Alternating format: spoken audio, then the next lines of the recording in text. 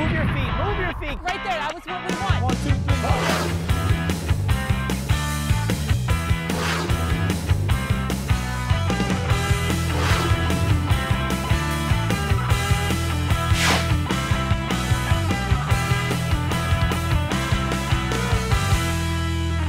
Welcome everybody. It's 2011-2012 basketball season. We're getting you ready with the head coach of your Lady Dragons, Denise Dillon. Thanks. Denise coming off a 19-win season, 3 straight postseasons, and I guess we'll sort of start at the end. Last year, your season ends, as most seasons do, on a loss. First round of the WNIT.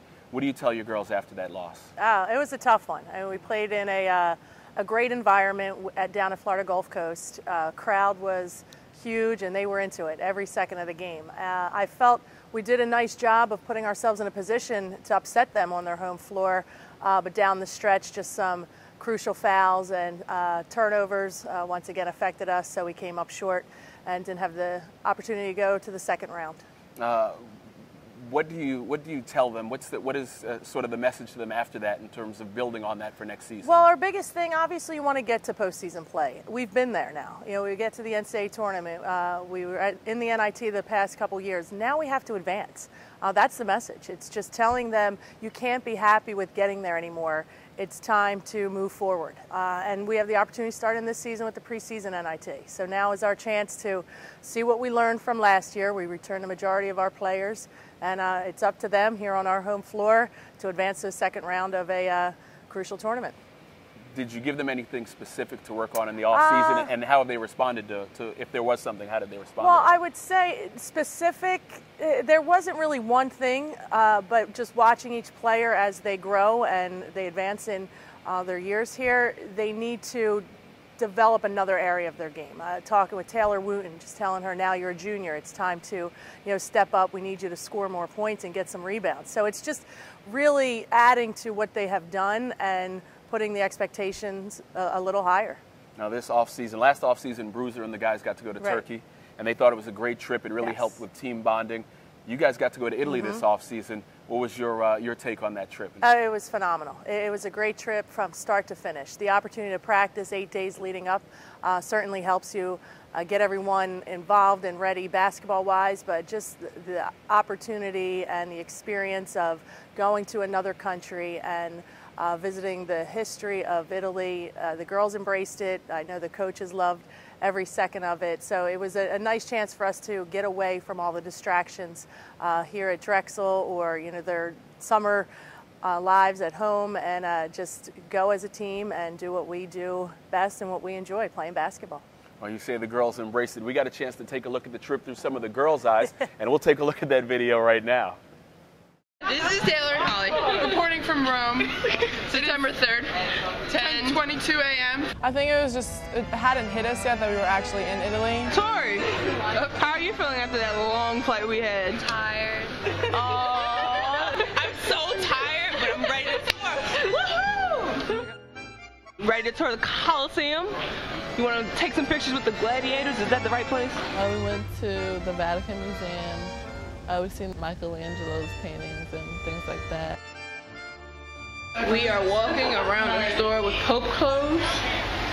And the idiots right here wanted to take a picture with the Pope. And we went to the Tower of Pisa.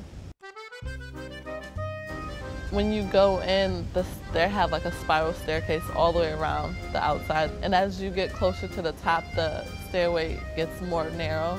When you're going around on the side that was leaning, you kind of felt like you're gonna fall over too. We all got pizza, and then some people got gelato, so we went back. And then all of a sudden, we just heard all the Vespas coming. Craziness! All of a sudden we heard all this noise and all these Vespas just start storming down the street for like 5 minutes. Someone said that it was people getting off from work, but I don't think that was it. I think there was, I don't know, a Vespa parade? So how was your trip in Italy? My trip in Italy was exciting, amazing, and wonderful. Bye, Italy. Ciao, Bella. Ciao, Bella. Ciao, Bella. Bellissimo. Well, it looks like the girls really had a great time on that trip, and they really bonded. Now, that's only going to help as the season wears on, Sure. and just helps bring them together and hopefully gets them to their ultimate goal at the end of the season. Absolutely. I mean, it was a situation playing over there, 4 games, and we had 3 in a row. And we told the girls the only time you're going to have this situation is in the CA tournament when you play back-to-back games. So it was something we saw early, and I know the girls are going to hold on to that when we find ourselves in some tough games, back-to-back games and down the stretch. So we're looking forward to getting started. Well, once you get started, you're not too far off from a pretty significant milestone. You're just a few wins away from being the all-time winningest coach in Drexel women's basketball. Little luck and some help from the girls will get you there. What would it mean to you to be able to get that milestone? Well, it's an honor. The program has great history. It's been here for a number of years, and just to have the opportunity to coach here at Drexel has been a blessing for me. And to have it possibly happen with this team, I put the pressure on them. It's not a lot of games. It's something I think we should achieve this season. I would be extremely disappointed if it didn't happen, and for it to happen with this group of girls would be extra special. I really like this team. I think they have a lot to offer. It's going to take us some time to see that and get on track, but we can do some great things this year, and that would be certainly a special milestone to accomplish. One of the reasons why you think you can do great things is you have, once again, some pretty good veteran leadership coming back. Correct. I mean, a preseason all-conference guard in Camille Nakasaite. What does it mean to have veterans like Camille and the other girls who have been in this program? How do they help keep this thing moving forward? Well, just with their understanding of what we have done in their time here and their experience. They've been playing a lot of minutes since their freshman year. They were key reserves as freshmen. Marissa Crane, Tyler Hale, and Camille Nakasaite became starters in their sophomore years. And Ayanna Lee has always been, that 6th, 7th man off the bench. So she knows what needs to be done. Each of them knows what needs to be done to be successful. And I put it on them. I tell them, it's your team now. You have to own this, and whatever your goal is, we sit down and talk about their goals, and now the team needs to know what they're looking to accomplish in their last year. And the biggest thing is getting the team to rally around your seniors. I think that's why we had the success last year that some people didn't think we would have. Everyone was playing for Jasmina Rosiel. And we have 4 strong seniors now. If we can rally around them, great things can happen.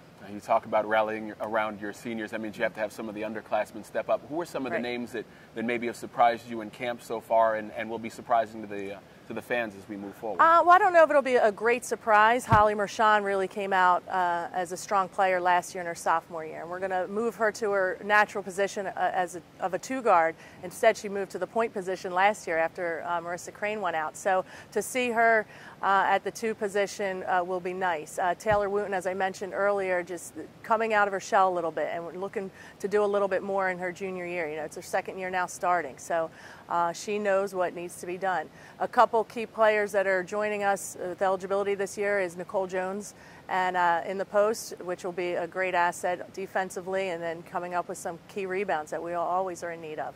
And Abby Reddick, another player who will be eligible to play 2nd semester. So we have more depth than we've had in the past. I'd say one player who won't be recognized as much, but we know how important she is to this team, is Fiona Flanagan. She is that player you want on your team and you want out on the floor with you. She does a little bit of everything and doesn't get the credit, but she doesn't care. As long as we're winning and successful, she's going to take all the hits and guard the toughest player. She'll do whatever it takes.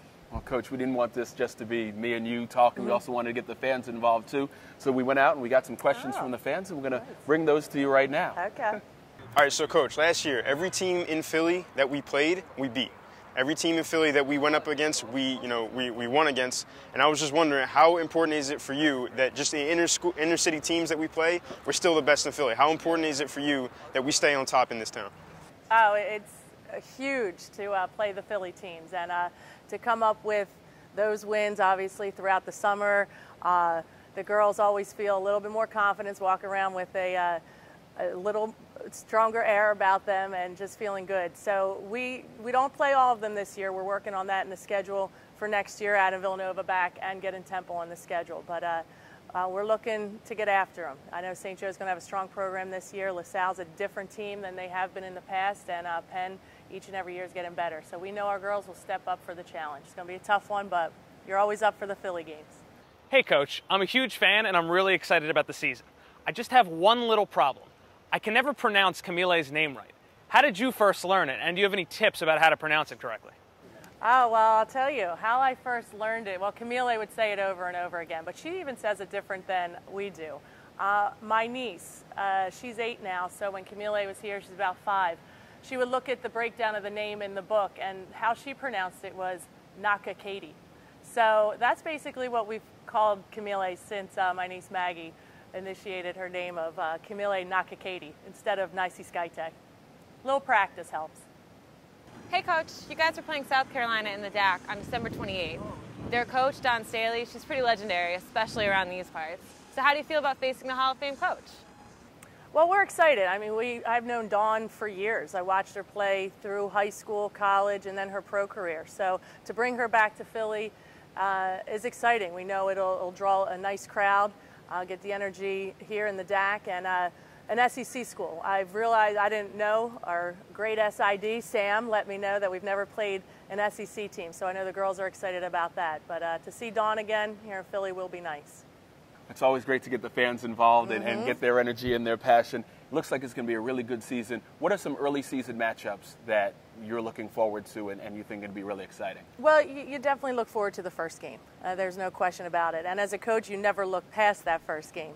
I would say the players are certainly looking forward to playing the Philly teams, St. Joe's, LaSalle, and Penn, and only having one here at home. So with LaSalle coming here. But I'm looking forward to that preseason NIT game and just taking care of business here on our home court and advancing to the second round, which would be Sunday the 13th, and hopefully have it here at the DAC.